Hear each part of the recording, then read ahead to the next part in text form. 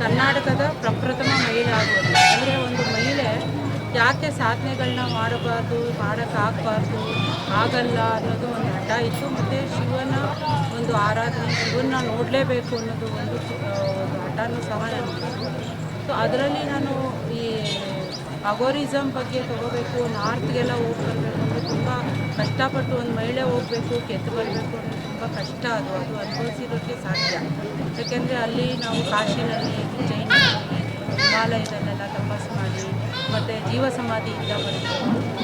ಮತ್ತು ನಾನು ಕುಂಡಲಧಾರಿ ಆಗಿದ್ದೀನಿ, ದರ್ಶಿನಿ ಯೋಗಿ, ಶಿವಯೋಗಿನಿ ಅಂತ ಕರಿತೀನಿ. ಈ ಕುಂಡಲ ಒಂದು ಧಾರಣೆ ಮಾಡ್ಕೋಬೇಕಾದ್ರೂ ಒಂದು ಅನೇಕ ಸಂಪ್ರದಾಯ, ನಾಲ್ಕು ಸಂಪ್ರದಾಯದಲ್ಲಿ ವಿಧಾನಗಳು.